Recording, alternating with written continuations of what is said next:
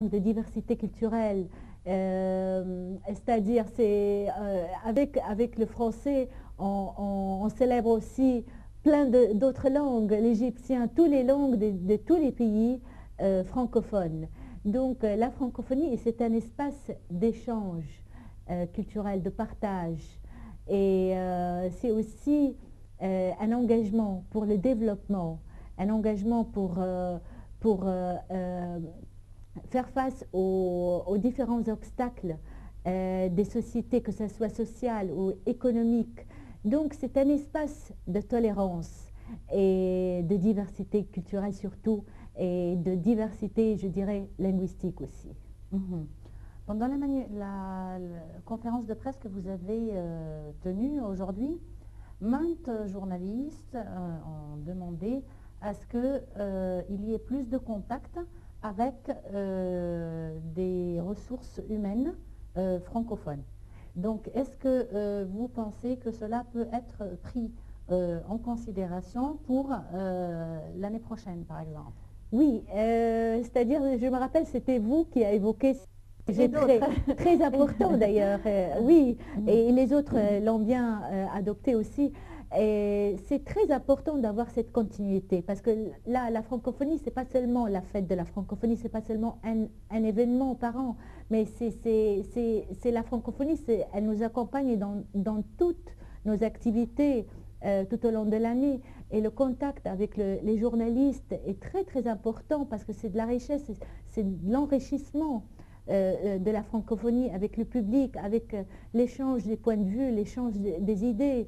Et donc, il faut vraiment travailler à ce que cette continuité puisse arriver tout au long de l'année, pas seulement être intensifiée durant le mois de mars où on fête la francophonie. Et ça, je suis complètement d'accord avec vous qu'il faut vraiment ouvrir les différents sujets pour que la francophonie accompagne nos activités tout au long de l'année.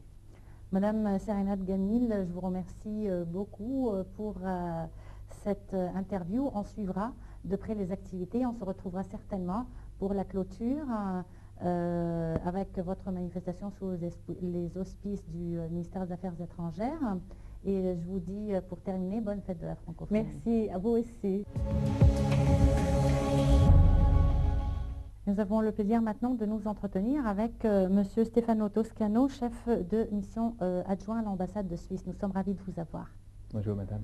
Alors Monsieur Toscano, la manifestation que vous avez organisée aujourd'hui, c'était une conférence de presse avec les journalistes intéressés bien entendu par la francophonie pour annoncer comment vont se passer les activités de la francophonie au cours de ce mois, n'est-ce pas? C'est ça, exactement.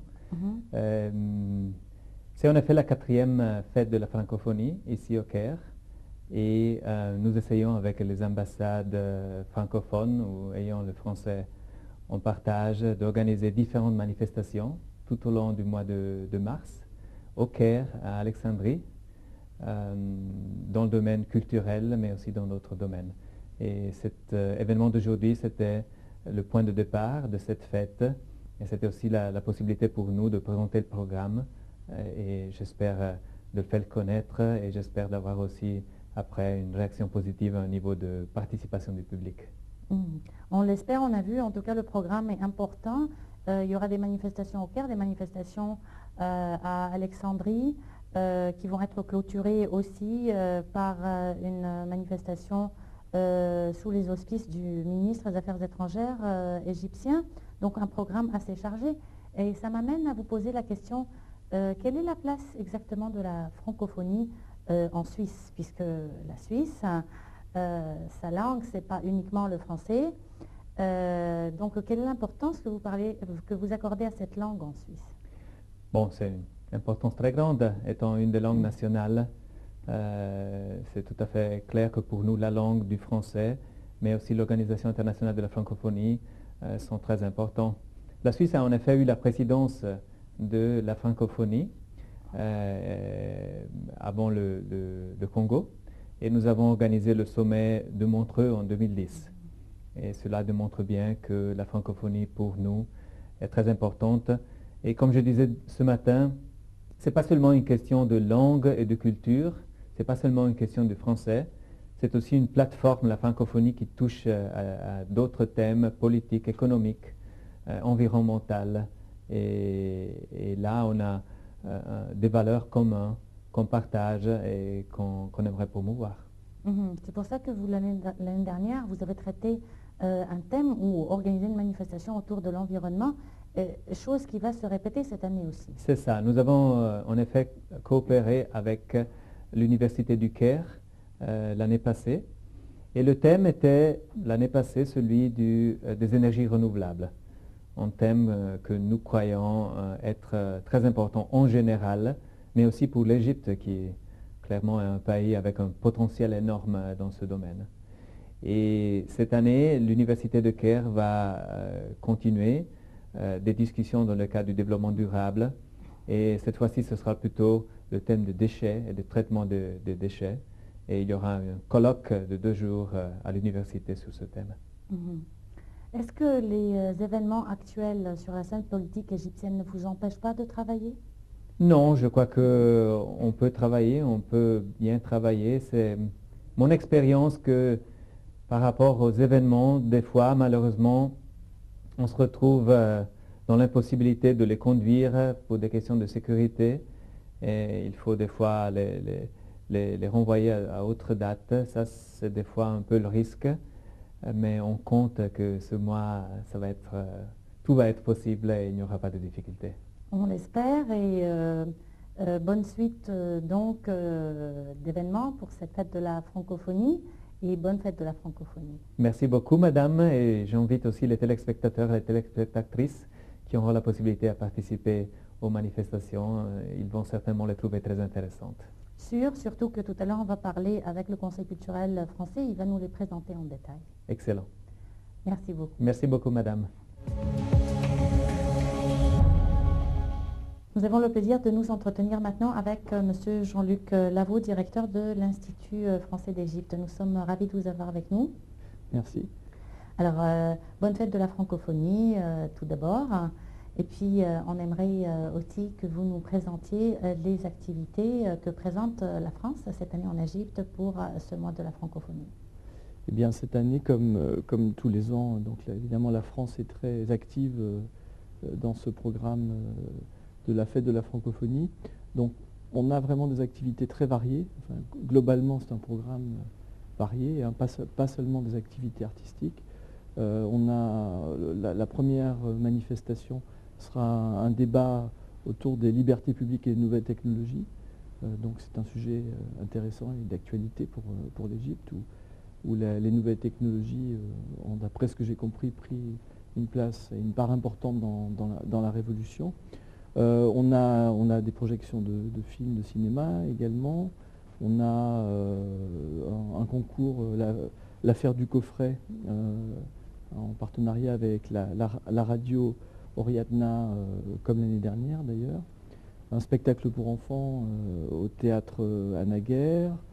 On participe évidemment aux journées du film francophone avec un film français.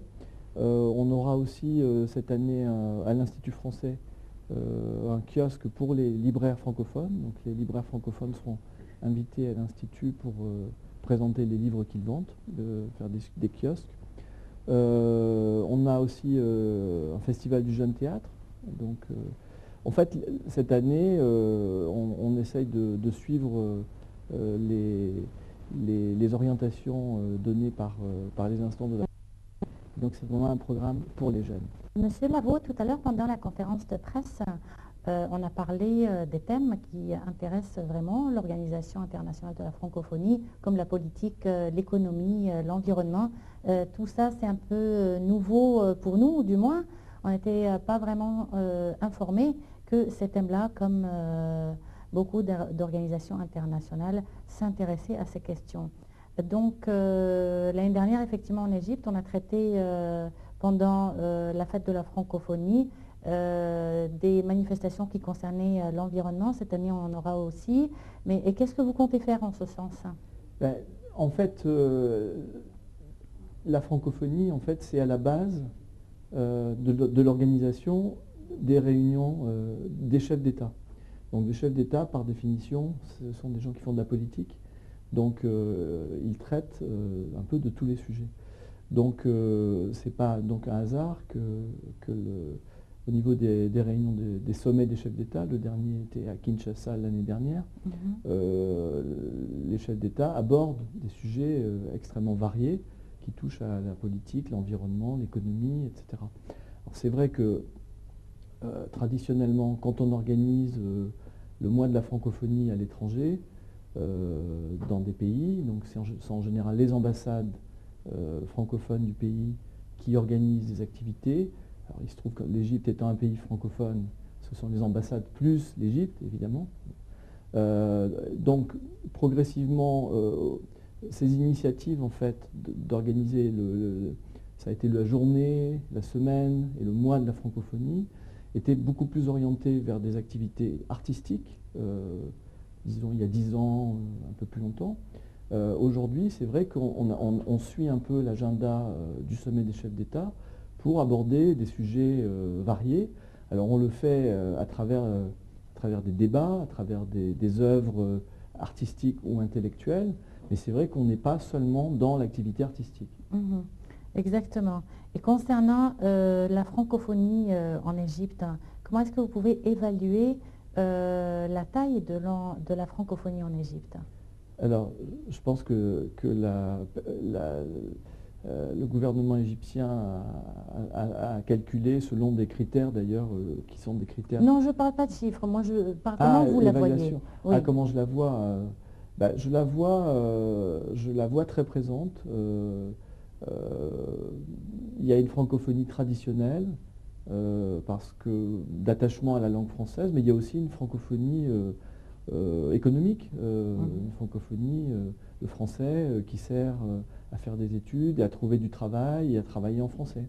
Donc je la vois à la fois comme quelque chose de très une tradition assez profonde dans la société égyptienne, mais en même temps une francophonie très moderne, puisque le français ne sert pas qu'à lire les grands romanciers français. Du moment que vous êtes avec nous aujourd'hui, on va profiter de votre présence pour parler des grandes institutions ou des grands centres français existants en Égypte. On a par exemple l'Université française en Égypte, on a l'Institut français d'Égypte, quoi d'autre qu'on ne connaît pas? Et d'abord, l'Université française d'Égypte que vous avez citée, qui est à Chorouk, au Caire. On a effectivement l'Institut français d'Égypte. Ce qu'on appelle en fait l'Institut français d'Égypte, c'est trois lieux différents. Un qui se trouve dans le centre du Caire à Mounira, un autre qui se trouve à Héliopolis et un autre institut français qui se trouve à Alexandrie. Après, si vous voulez, en termes de présence française, on a également deux lycées français donc qui dépendent de l'ambassade, un qui est au Caire à Mahadi et l'autre qui est à Alexandrie. Et un, je pense, est en construction, un grand? Alors, c'est qui va en partie déménager dans d'ailleurs un bâtiment qui va être très beau et très fonctionnel. Pour quand, normalement, c'est prévu? Pour la rentrée prochaine, donc pour bien. septembre prochain. Bon, on sera là à l'inauguration, ça c'est sûr. Je l'espère. En tout cas, je vous remercie beaucoup pour cette variété ou activité très variée, touchant vraiment à différentes tranches d'âge. Je pense que c'est le but aussi de la francophonie. On suivra ces activités et je vous remercie pour le temps que vous nous avez accordé. Merci de m'avoir invité. C'était donc tout, mesdames et messieurs, pour cette édition de Ça nous intéresse, mais ce n'est pas tout pour les activités de la francophonie. Monsieur Lavaux, le directeur de l'Institut français d'Égypte, a annoncé tout à l'heure toutes les activités qui vont se passer durant ce mois. Aussi, sur le site sûrement de l'Institut français d'Égypte, vous allez trouver tous les détails de ces activités. Soyez nombreux à y participer et retrouvez-nous la semaine prochaine pour un nouveau thème qui nous intéresse, qui traitera certainement la francophonie aussi. Au revoir et à la semaine prochaine.